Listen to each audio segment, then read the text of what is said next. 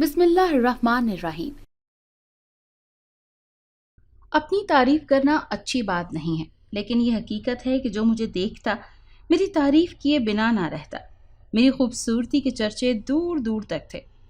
صاحبہ کی شادی تھی، وہاں گئی تو سجی سجائی پریوں سے اس کا گھر بھرا ہوا تھا۔ لڑکیوں نے خوب بناؤ سنگھار کیا تھا، ان کی سج دھج دیکھنے کے قابل تھی۔ میں نے میک اپ کیا اور نہ جھلمل کپڑے پہنے، مجھے سادگی پسند تھی۔ انہی لڑکیوں کی جھرمٹ میں بیٹھی تھی جو سہاگ گیت گا رہی تھی کہ اچانک دروازے سے باہر نظر گئی۔ محسوس کیا دو آنکھیں مدہوش سی مجھے تکنے میں محو ہیں۔ الجھن سی ہوئی، وہاں سے اٹھ کر رشتہ دار خواتین کے کمرے میں جا بیٹھی۔ اتفاق سے کھڑکی سامنے تھی، ادھر بھی وہی دو نین میرا تعاقب کرتے ہوئے مد مقابل آ گئے تھے۔ اف اللہ، یہ حضرت کیا چیز ہے! اٹھ کر دلہن کے کمرے میں جا براجمان ہوئی۔ سوچا جانے کون ہے جس کی پاگل آنکھیں مجھ کو کہیں سکون سے بیٹھنے ہی نہیں دے رہی۔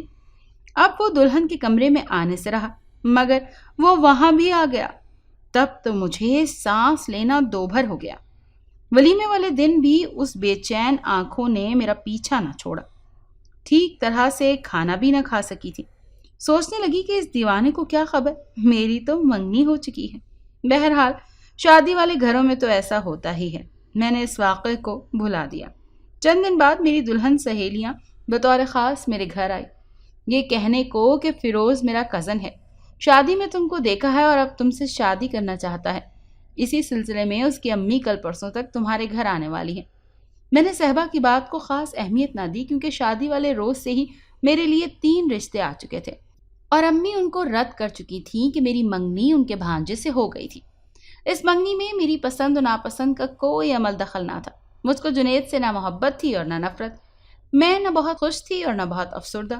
یہ صرف والدین کی ہی خواہش تھی۔ ایک روز کالج سے چھٹی کے بعد گھر واپس جا رہی تھی کہ ایک کار قریب رکی۔ مڑ کر دیکھا، یہ وہی سورما تھا جس کا رشتہ صحبہ لے کر آئی تھی۔ اس کی بے چین آنکھوں نے آج پھر میرا تعاقب کیا اور مجھے رستے میں آ لیا۔ اس نے مجھے نام سے پکارا، روحی ذرا ٹھہرو، میری بات سن لو۔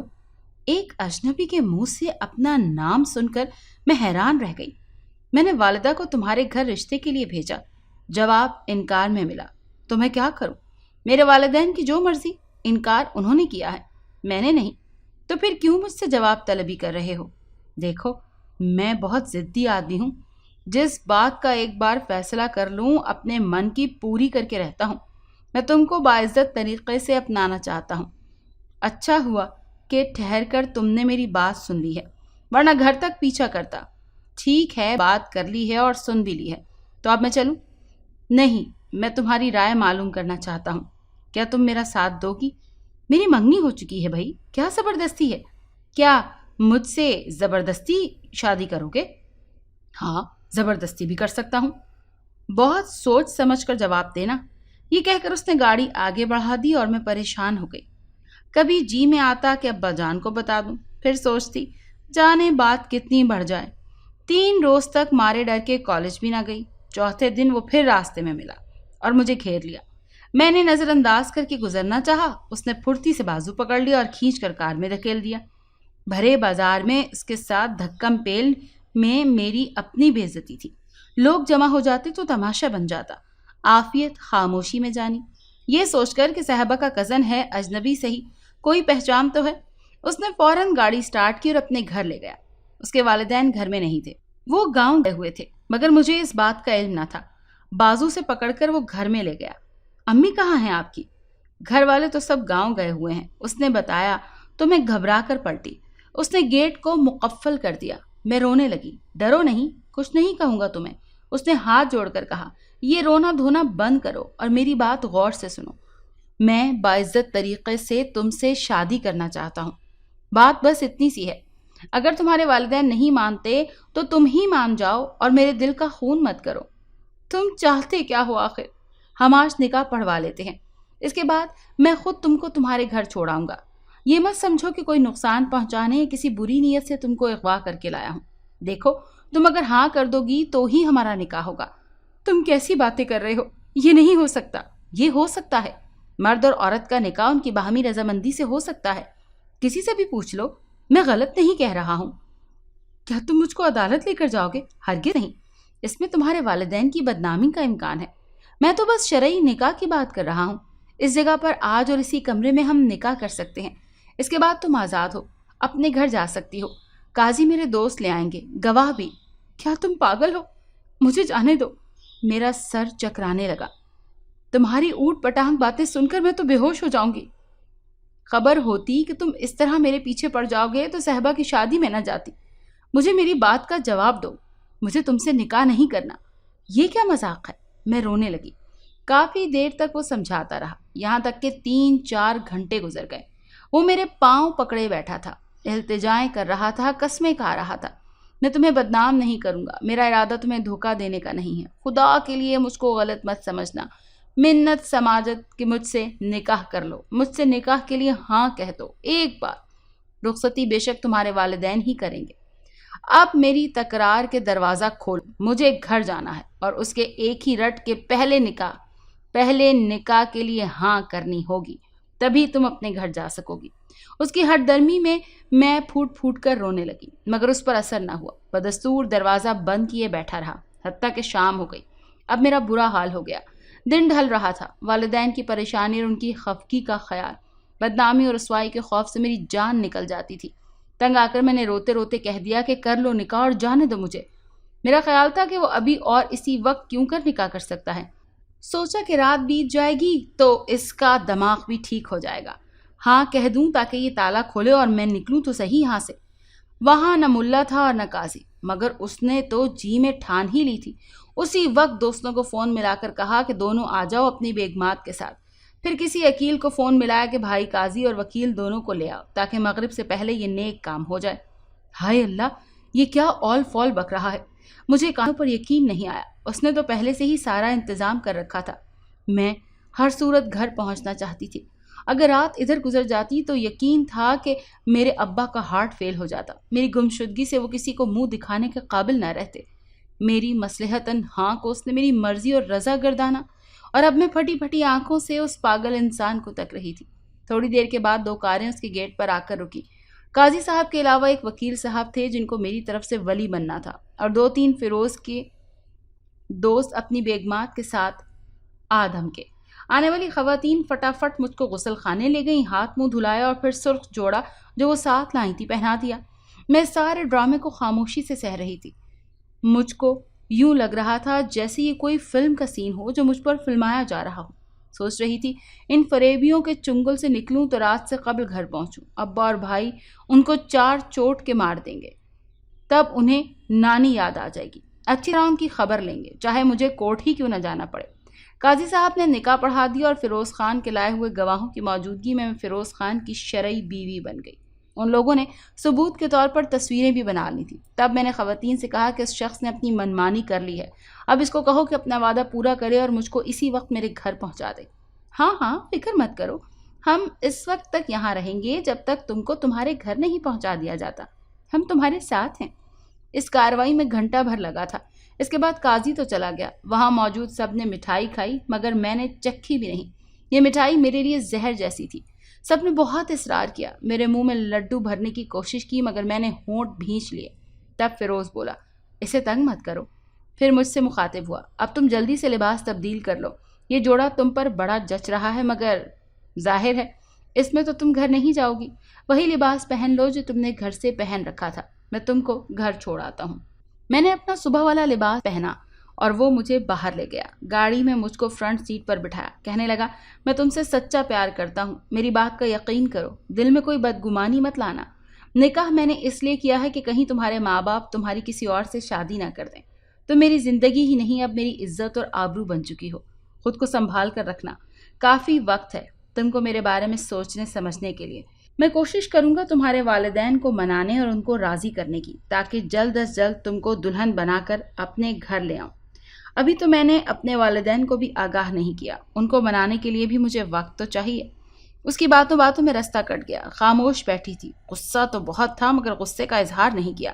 مبادا اس سر پھرے کا سر گھوم جائے اور یہ مجھ کو میرے گھر پہنچانے جا رہا ہے، گاڑی کا رخ کہیں اور ہی موڑ دے۔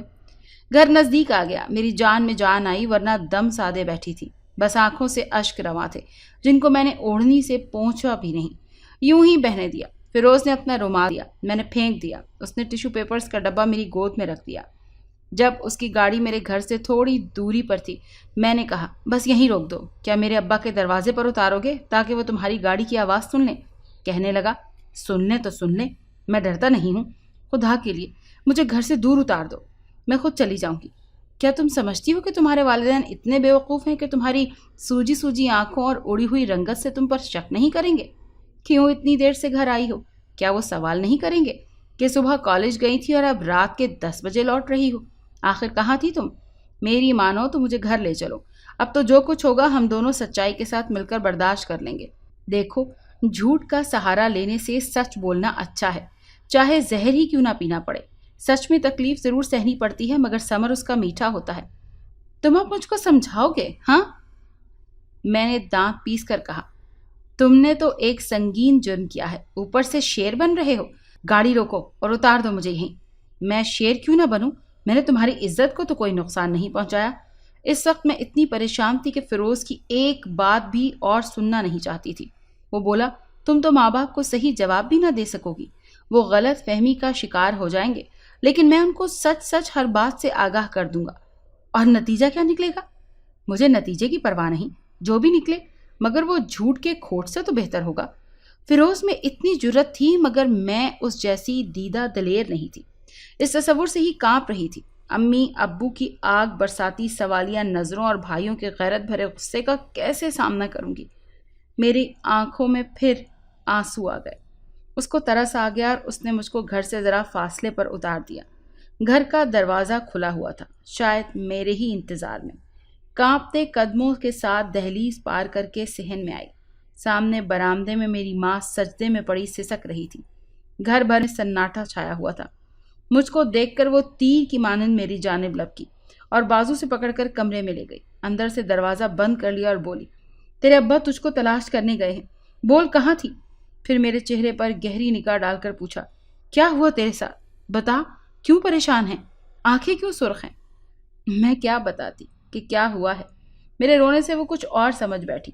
حالانکہ میری عزت تو محفوظ تھی مگر وہ مجھے اس دولت سے بھی محروم سمجھ رہی تھی۔ کیا حادثہ ہوا ہے تیرے ساتھ؟ بتاتی کیوں نہیں؟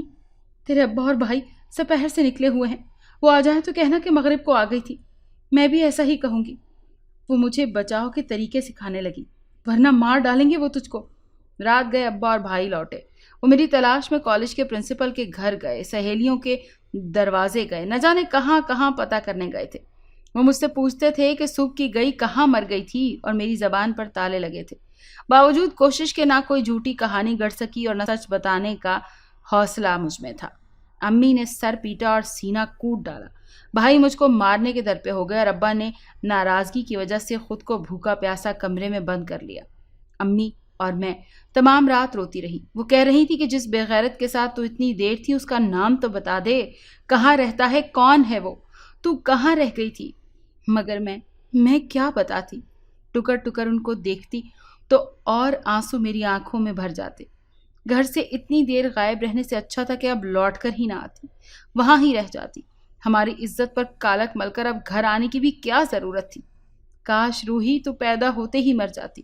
تیرے ابا، تیرے چچا، ماما، خالہ اور پھپھیوں کے گھر سے بھی پوچھا، اب ہم ان کو کیا منہ دکھائیں گے؟ تیرے منگیتر کو کیا جواب دوں گی میں نے سارا دن کچھ نہ کھایا۔ پھر دوسرے روز سبھی نے کچھ نہ کھایا۔ ابا کمرے میں بند پڑے رہے، بھائی بھی بغیر ناشتہ کیے کام پر چلے گئے اور میں اپنے کمرے میں صوفے پر دبکی پڑی سوچ رہی تھی کہ یا اللہ، میرا کیا قصور ہے؟ یہ کس جرم کی سزا ہے؟ اے اللہ، مجھے بات کرنے کی طاقت عطا کر، میری زبان کو کھول دے۔ میں کیوں گونگی ہو گئی ہوں؟